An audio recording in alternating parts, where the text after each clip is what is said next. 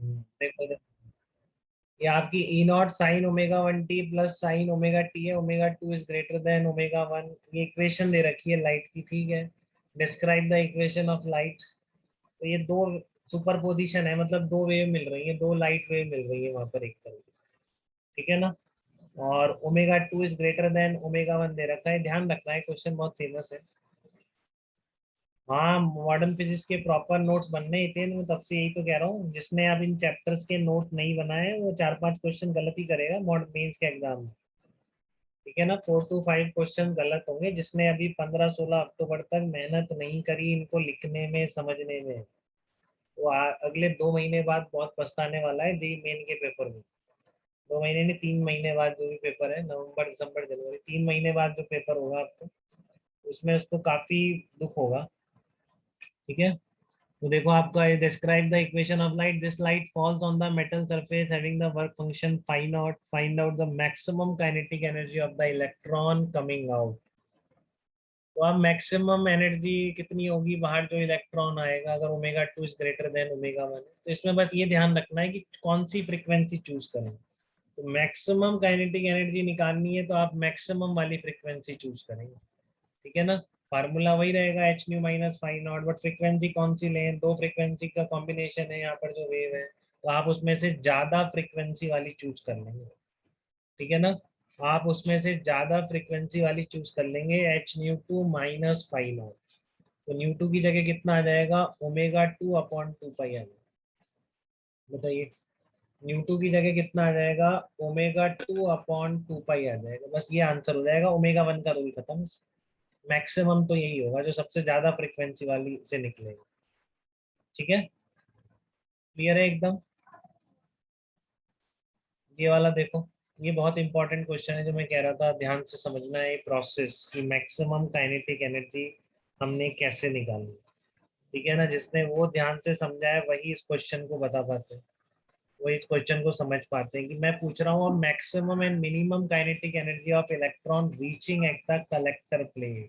तो आधे तो आप हमेशा गलत करेंगे इस क्वेश्चन को, कभी भी पूछ लेंगे, रिवाइज ही नहीं करेंगे। मैं पहले ही बता दूंगा, उनको हमेशा लगेगा ये मैक्सिमम काइनेटिक एनर्जी पूछ रहा है, तो तुरंत दिखते ही h nu minus five naught निकालते रहेंगे, लाइफ टाइम तक ये निकालते रहते हैं कई बच्चे, ठीक है।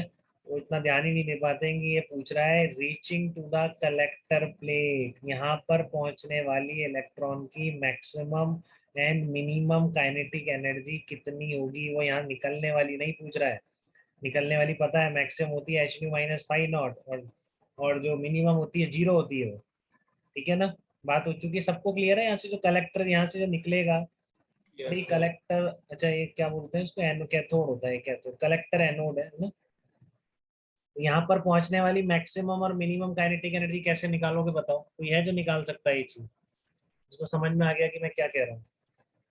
सर वो काइनेटिक एनर्जी में ऐड कर ऐड कर देंगे। देंगे। हाँ देखो, यहाँ से निकलते हुए यहाँ पे लाइट गिरी आपकी, देखो सब सुन लो एक बार, जिसने पहले पढ़ रखा है, अभी पढ़ा है, कैसे भी पढ़ा है, वो ध्यान से सुन ले सब लोग। यहाँ से जो इलेक्ट्रॉन निकलेगा उसकी मिनिमम काइनेटिक एनर्जी कितनी होगी, बहुत शुरू से ही चिल्ला रहा हूँ मैं।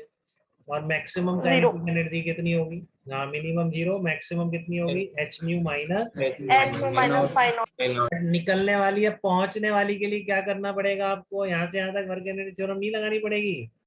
Work done on electron is equal to यहाँ पे kinetic energy minus initial kinetic energy.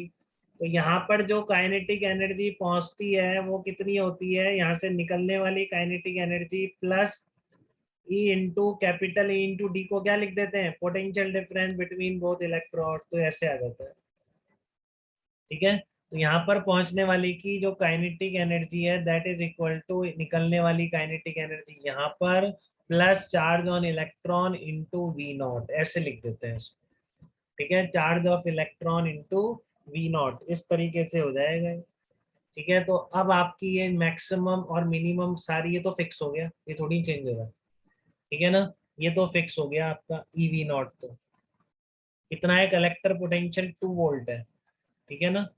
देखो एक बात ध्यान रखेंगे बेटा, यहाँ पर ये आपको डायरेक्ट इलेक्ट्रॉन वोल्ट में लिखना है ना, तो इस पूरे की जगह केवल 2 आ जाएगा, ठीक है ना।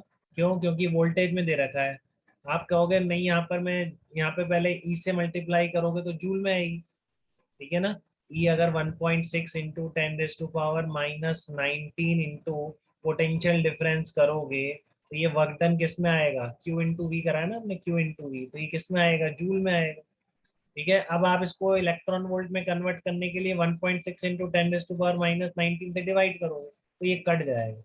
ठीक है ना, तो ये हमेशा भी ध्यान रखो कि अगर आपने इलेक्ट्रॉन को v वोल्ट से एक्सेलरेट किया है, मान लो 10 वोल्ट से आपने एक्सेलरेट किया इलेक्ट्रॉन, तो इलेक्ट्रॉन की एनर्जी डायरेक्टली लिखी जा सकती है 10 इलेक्ट्रॉन वोल्ट।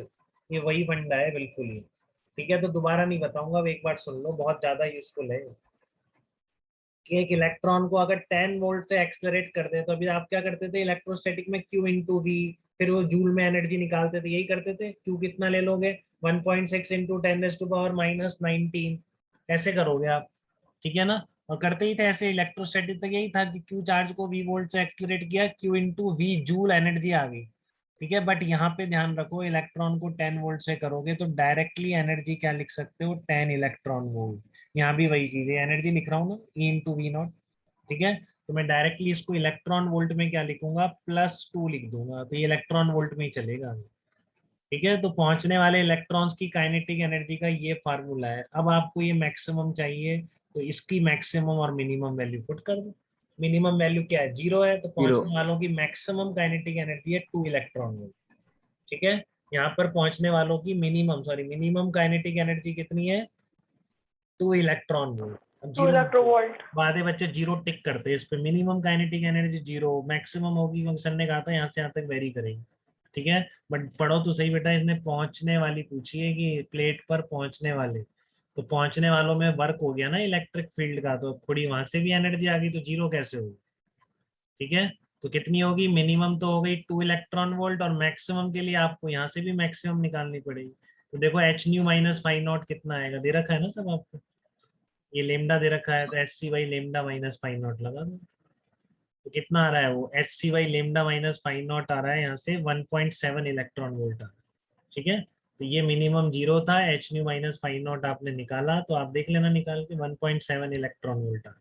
तो के आई की मिनिमम वैल्यू 0, तो पहुंचने वालों की मिनिमम 2 इलेक्ट्रॉन वोल्ट, मैक्सिमम 1.7, तो पहुंचने वालों की मैक्सिमम कितनी आ 3.7 जाएगी, 3.7 इलेक्ट्रॉन वोल्ट आ जाएगी। तो इसके आंसर होंगे 2 इलेक्ट्रॉन वोल्ट मिनिमम, मैक्सिमम होगा 3.7 इलेक्ट्रॉन वोल्ट। 0 नहीं होगी मिनिमम काइनेटिक एनर्जी, क्योंकि पहुंचने वाले पूछ रहे हैं, निकलने वाले नहीं पूछ रहे।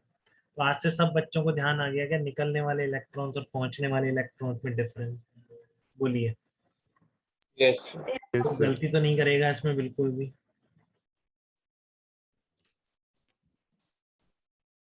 अंश आपको क्लियर है बेटा ये चीज बिल्कुल, क्वेश्चन। yes sir हाँ, तो ये छोटी छोटी बातें हैं, अगर आपने कॉपी में ढंग से लिख ली तो फिर कोई स्कोप ही नहीं है कि आप गलत कर दें किसी भी तरह। इम्पॉसिबल हो जाता है गलती होना फिजिक्स के पेपर।